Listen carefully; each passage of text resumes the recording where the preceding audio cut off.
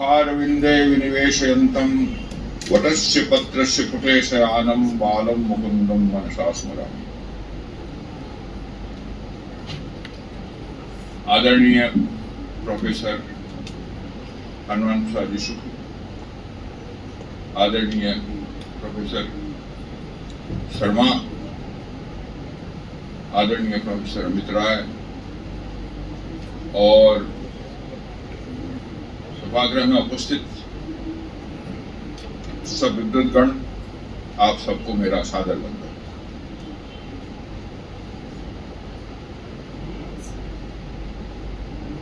भारतीय ज्ञान परंपरा और विज्ञान का दर्शन, इस विषय पर इस समय प्रोफेसर राय का निमंत्रण पालीवाल जी के द्वारा मुझे मिला। पहले तो मुझे आश्चर्य हुआ कि भाई मेरा वहां पर क्या काम है, तो प्रोफेसर लोगों की बात है। मैं एक साधारण व्यवसायी बीकानेर शहर के अंदर राजस्थान में पैदा हुआ और यहाँ कलकत्ते के अंदर सारी जिंदगी कंस्ट्रक्शन लाइन पर मैं काम करता रहा, देश विदेश और जगह जगह घूमता रहा, धूल मट्टी फांकता रहा देश की अलग अलग स्थानों की। और इंजीनियरिंग का काम था, इसलिए विज्ञान पढ़ने की आवश्यकता हो गई और बचपन से ही मुझे विज्ञान का थोड़ा शौक रहा। मैं दादा दादी के पास बड़ा हुआ, पिताजी तो कलकत्ता में रहते थे और दादाजी बीकानेर में रहते थे। समर्पित वैष्णव भगवत भक्त रोज मंदिर के अंदर प्रभु सेवा में नहाते, लेकिन उन्होंने एक काम किया। उन्होंने 7 वर्ष की उम्र में मुझे दीक्षित करवा दिया और मैं मंदिर के अंदर सेवा में नहाने लग गया।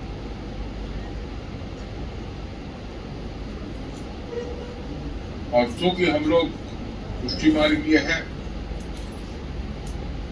आचार्य वल्लभ के द्वारा जो मार्ग सुझाया गया उसका पालन करते हैं, तो इस विषय पर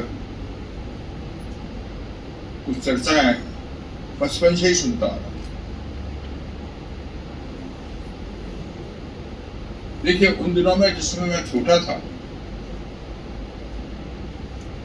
और शहर के किनारे रहते थे तो ज्यादा खेलकूद का जो समय मिलता था, लेकिन आजकल की तरह टीवी, कंप्यूटर और इंटरनेट नहीं था। तो हमारे पास क्या उपाय था? हम अपना मन बहलाव किताबों में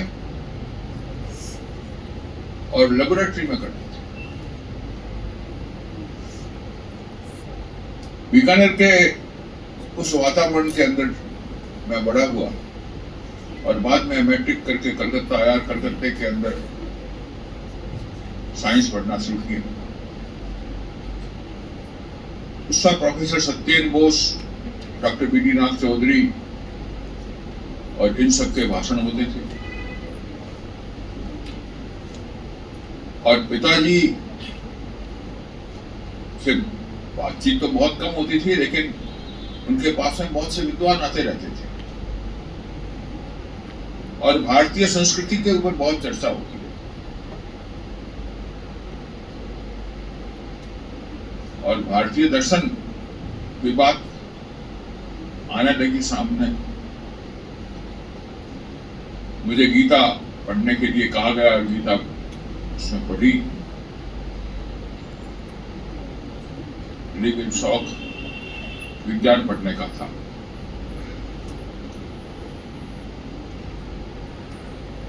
बीएससी तक मैं पढ़ता रहा, लेकिन उसके दौरान प्रोफेसर सत्येंद्र बोस, नाथ चौधरी और दूसरे विद्वानों के भाषण भी मैंने सुने।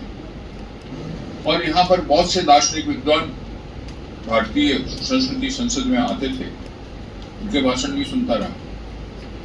और पिताजी को दर्शन का शौक था, तो मुझे दर्शन की पुस्तकें पढ़ने की इच्छा हुई। संस्कृत थोड़ी बहुत मैंने बचपन के अंदर पढ़ी थी, लेकिन उसके बाद में नहीं पढ़ी। तो दिनकर जी का दर्शन दिग्दर्शन पढ़ा और वो दार्शनिक परंपरा का एक थोड़ा सा अनुभव रहा। बाद के अंदर जिसमें विज्ञान पढ़ने लगा तो उस समय मैक्स प्लांक, उसके बाद में आइंस्टाइन, और फिर हम आगे आ जाते तो नील्स बोर और स्टाफ के अंदर आपके डेविड बोम, फिर आधुनिक काल के रोजर पेनरोज, स्टीफन हॉकिंस, इन सबको पढ़ा। साथ में भारतीय दर्शन की परंपरा क्या है, क्या बोलना चाहता है हमारा दर्शन। तो वेदों से लेकर के और इतनी लंबी जो परंपरा रही उसके संबंध में थोड़ा बहुत कहना, मैं ये बात भी कहना चाहता हूँ, इसके पीछे कुछ बात है जो मैं आगे कहूँगा। देखिए, भारत की ज्ञान परंपरा काफी लंबी है। अब आधुनिक काल में तो आकर के कुछ पश्चिमी विद्वानों ने उसको बहुत नजदीक ला दिया। क्यों ला दिया मुझे मालूम नहीं, लेकिन अभी जो खोजें हुई हैं जिसमें वेदों के में और रामायण में और महाभारत के जो अंतक साक्ष्य जो कि एस्ट्रोनॉमी के आधार पर कैलकुलेट किए गए, इसके अंदर आपके पूजा वाटी और नीलेश ओक और प्रोफेसर वर्तक और इन लोगों ने काफी शोध किया। तो जो मैंने हाल में सुना कि अंतर साक्ष्य के आधार पर वेद कम से कम 72,000 वर्ष से ज्यादा पहले के। इस विषय पर मेरी चर्चाएं नीलेश ओक जी से, पूजा भाटी से और दूसरे विद्वानों से भी हुई, और उन्होंने जो एस्ट्रोनॉमिकल साक्ष्य तो मेरे सामने प्रस्तुत किए, थोड़ा बहुत एस्ट्रोनॉमी मैंने बचपन से ही मैं पढ़ता आ रहा था, उसको समझने की चेष्टा की। तो उनकी बात में तर्क लगा और ये लंबी परंपरा रही। सूर्य सिद्धांत जो ग्रंथ है हमारा, वह भी काफी पुराना है। उसके अंदर भी मतलब कि हमको बहुत से साक्ष्य मिलते हैं। इसके आधार पर भी वह ज्ञान परंपरा काफी लंबी है। फिर एक लंबी परंपरा आई द्वारका की खोज को लेकर के। प्रोफेसर राव ने जो द्वारका खोजी, तो उसके अंदर जो आकलन हुआ उसमें द्वारका कृष्ण का समय 5,000 वर्ष प्राय लोगों ने कहा, लेकिन उसके साथ के अंदर 30,000 35,000 साल पुरानी सभ्यताएं भी उसके अंदर द्वारका के समुद्र में दबी हुई, लोग कहते हैं, मिली। ये दर्शाता है कि परंपरा लंबी रही और बहुआयामी रही है। दर्शन शास्त्र का विकास वेदों के अंदर में प्रथम जो ऋचाएं थी वह तो देवताओं की और प्राकृतिक शक्तियों की प्रार्थना के रूप के अंदर आरंभ हुई, और आगे जाकर के उनकी प्रार्थना, उनको प्रसन्न करने के लिए जो यज्ञ इत्यादि की प्रक्रिया थी उसके अंदर ब्राह्मण ग्रंथ में आए, और फिर हम आरण्यकों में जैसे आते हैं तो खुले मन से विचार की एक परंपरा मुझे देखने को मुझे मिली और मैंने सुना, और उपनिषदों में आते आते तो वह काफी आगे हो गई। और उस समय वो ब्रह्मवाद की बातें उठने लगी। फिर ब्रह्मसूत्र आया हमारे सामने, और उसके बाद हमने गीता और उसके बाद गीता के बाद के अंदर फिर महाभारत का युद्ध हुआ, उसके अंदर बहुत सी चीजें हमारी नष्ट पुष्ट हो गई। फिर बौद्ध और जैन और चारवाक, तो चारवाक ने तो कह दिया कि यदा जीवे सुखेन जीवे तद्विवेक, नास्तिकवादी विचारधारा थी। उसके अलावा और भी थे। भगवान बुद्ध ने, भगवान जैन ने वो आत्मा परमात्मा ब्रह्मवाद के उसको बाईपास कर दिया। उन्होंने जीवन क्या होना चाहिए उसकी तरफ वो चले गए। लेकिन शंकराचार्य ने आकर के वापस एक दर्शन की परंपरा जीवित की। उन्होंने अद्वैतवाद की जो घोषणा की और शास्त्र में कह दिया अहम ब्रह्मास्मि, ब्रह्म सत्यम जगत मिथ्या। और उसके बाद रामानुजाचार्य, निम्बार्काचार्य, माधवाचार्य, रामनाचार्य, उसके पहले साथ में विष्णु स्वामी भी हुए। और फिर बंगाल और उड़ीसा के अंदर कृष्ण चैतन्य, अचिंत्य भेदाभेद, और फिर पुष्टि मार्गीय आचार्य वल्लभ, उनका शुद्धाद्वैतवाद। ये जो दर्शन की परंपरा रही, उसके बाद के अंदर हमको जो वास्तव में पूर्ण रूप से एक दार्शनिक बात जो मिलती है वो अरविंद घोष की। तो ये तो थी हमारे दर्शन की परंपरा। आज के युग में आकर के और जो दर्शन है उस पर गहराई से एक वैज्ञानिक दृष्टिकोण से विचार करने की आवश्यकता है। चलिए, इसके अलावा परंपरा गई हमारे यहाँ जो हमने दर्शन के अलावा जो बातें जो देखी 3 तरह की परंपरा थी। एक थी कि बाह्य जगत थी, जिसके अंदर एस्ट्रोनॉमी थी, भूगोल था, मेटलर्जी थी, वास्तुशास्त्र था, भवन निर्माण कला थी, वनस्पति शास्त्र था,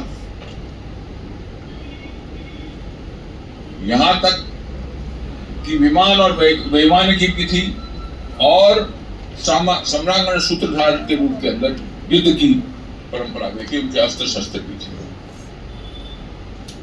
दूसरा हुआ प्राकृतिक शक्तियों को हमने देखा, तो इसके पीछे जो एनर्जी है इसके ऊपर हमने विचार किया, और उस एनर्जी की पूजा भी केवल नहीं की, उसके ऊपर विचार भी किया। और फिर हम आ गए हम अपने शरीर के ऊपर, उसमें आयुर्वेद आया, और आयुर्वेद ने एनाटॉमी और फिजियोलॉजी जो आज है उसको दूसरे ढंग से देखा।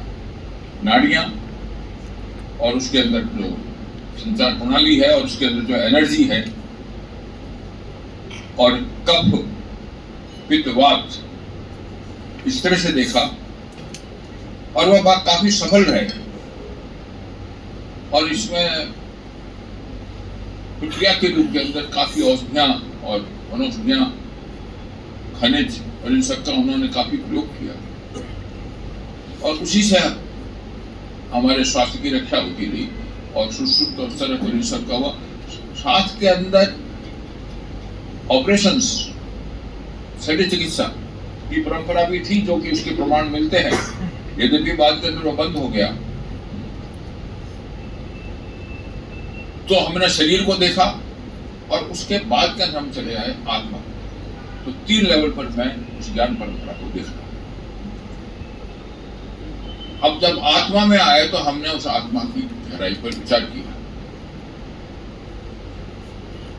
ब्रह्म और ये संसार की उत्पत्ति ब्रह्म से हुई है, इस बात को लेकर के आचार्यों ने कहा, और वो पुरुष सूक्त के अंदर या आपके नासदी सूक्त के अंदर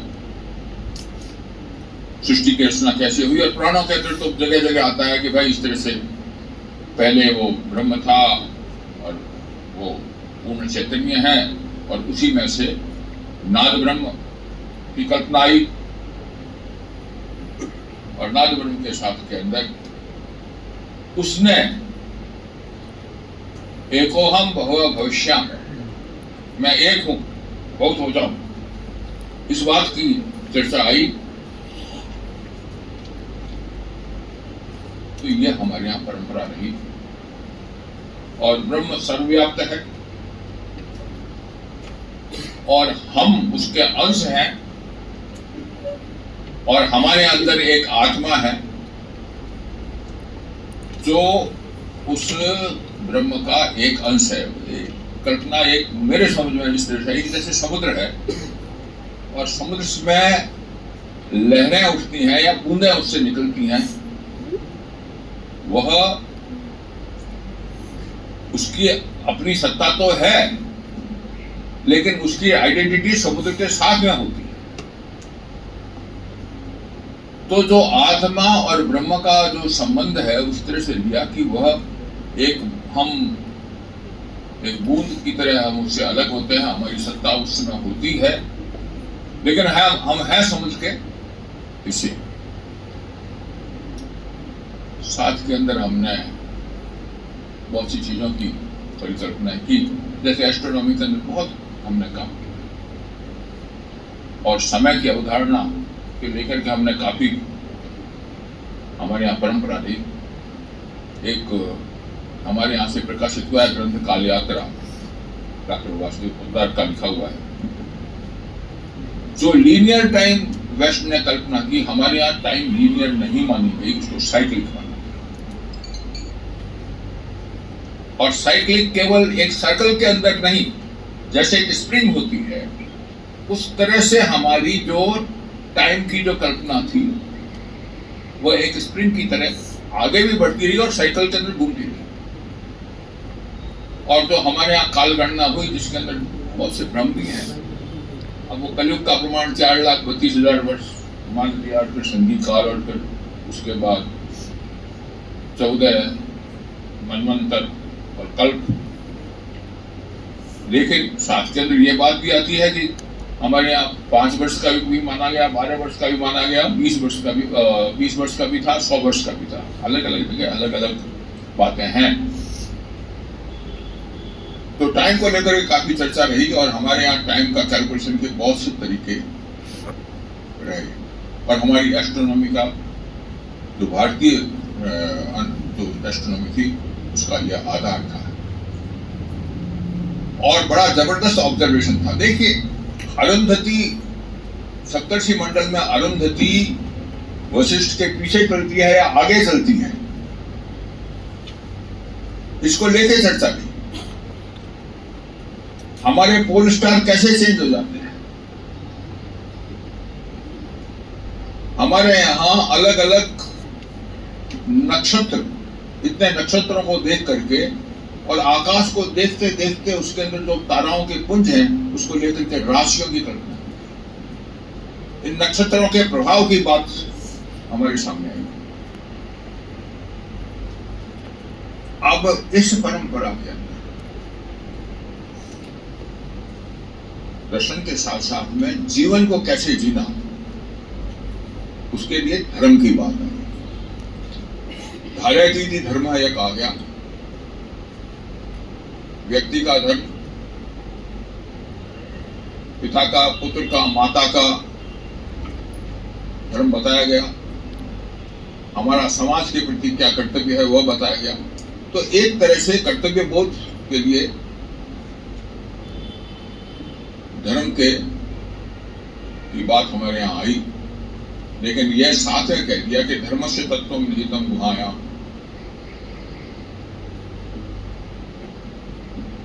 तो वो जो काम करने का, जीवन जीने का तरीका था उसको लेकर के धर्म की बात आई थी, लेकिन वो दर्शन के ऊपर आधारित था और उसमें वैज्ञानिकता भी थी। चलिए आगे आते हैं। अब मैं बहुत संक्षेप के अंदर, जो आप सब विद्वान हैं, आप सबको मालूम है कि बात किस तरह से रही, मैंने जो समझा वो मैं कह रहा हूं। अब आधुनिक काल में आ जाते हैं। कोपर्निकस, गैलीलियो, इन सब की परंपरा रही। फिर न्यूटन आए, उन्होंने गुरुत्वाकर्षण का दर्शन किया। और फिर उसके काफी प्रभाव न्यूटन का रहा, लाप्लास आए मैथमेटिशियन, और दूसरे मतलब गणितज्ञ भी आते रहे, लेकिन इसने जो एक न्यूटन का बहुत बड़ा प्रभाव पश्चिमी विचारधारा पर पड़ा और एक मैथमेटिक वर्ल्ड व्यू सामने आ गया। और उस समय जो ऑब्जर्वेशंस थे, तो भाई पृथ्वी है, सोलर सिस्टम है, और फिर साथ के अंदर वो सोलर सिस्टम, वो फिर आगे सर आर्थर एडिंगटन और इन सब के जो खोजें रही, तो ये गैलेक्सीज हैं and there are multiple galaxies, और फिर ये यूनिवर्स है, और साथ के अंदर खोज हुई कि यह यूनिवर्स एक्सपेंडिंग है, एडिंगटन के समझ एक्सपेंडिंग यूनिवर्स। एक्सपेंडिंग यूनिवर्स की बात आई तो फिर बिग बैंग की बात आई। एक बैंग के साथ के अंदर यह विश्व जो है बना और ये फैलता गया। लेकिन इसके पैरेलल यूनिवर्स की बात भी विज्ञान के अंदर आती रही, और साथ में स्टेडी स्टेट थ्योरी भी आती रही कि भाई ये यूनिवर्स एक्सपेंड तो कर रहा है, लेकिन साथ के अंदर इसके अंदर पदार्थ का निर्माण भी होता जा रहा है, इसलिए हमको यह एक समान दिख रहा है। लेकिन साथ के अंदर हमारे यहाँ बहुत से टेलीस्कोप्स बने, जिसके अंदर हबल टेलीस्कोप बड़ा प्रसिद्ध रहा, और हबल टेलीस्कोप ने देखा कि जो गैलेक्सीज तो लास्ट प्रकाश आ रहा है वह 13.8 बिलियन ईयर्स आगे का है। तो इसलिए ये कह दिया गया कि हमारे यूनिवर्स की सीमा 13.8 बिलियन ईयर्स है। ये समय की अवधि विश्व की राह तक दी गई, और कुछ वैज्ञानिकों ने कह दिया कि ये पल्सेटिंग यूनिवर्स है, पहले एक्सपेंड कर रहा है, उसके बाद अभी जो जेम्स वेब टेलीस्कोप आया, इसने बहुत झमेला कर दिया। 26 बिलियन ईयर्स आगे की गैलेक्सी का भी इस जेम्स वेब टेलीस्कोप ने देख लिया। तो जो प्राचीन जो हमारी जो परंपरा से जो यूनिवर्स की एज जो आ रही थी वो खत्म हो गई। चलिए, ये तो हुआ एस्ट्रोनॉमी का हाल। हम दूसरी तरफ चलते हैं एटॉमिक फिजिक्स में।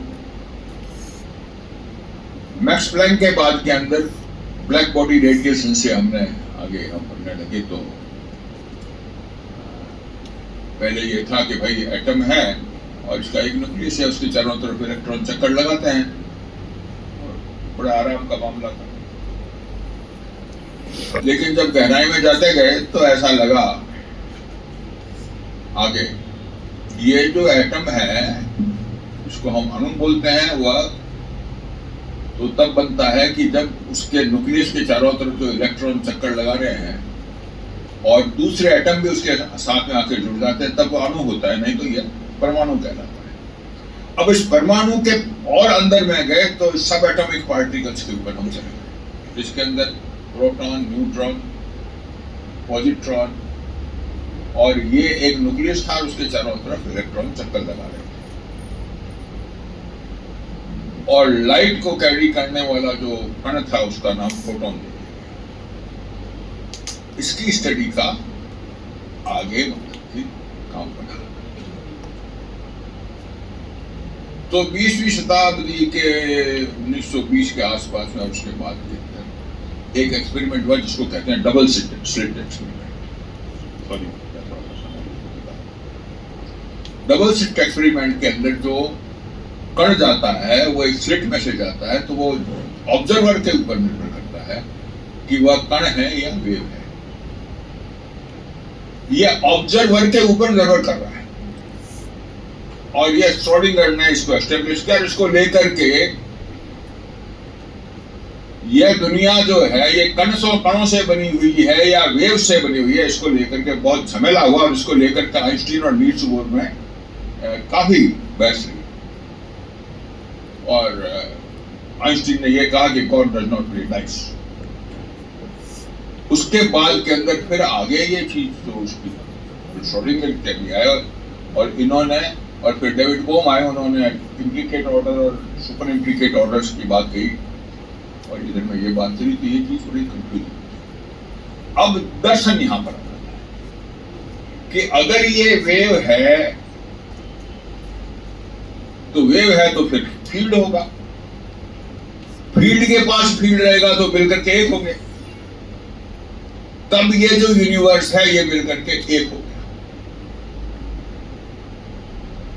सारा यूनिवर्स मिलकर के एक हो गया।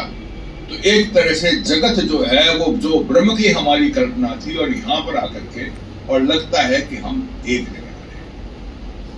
अब प्रश्न आ गया चेतना।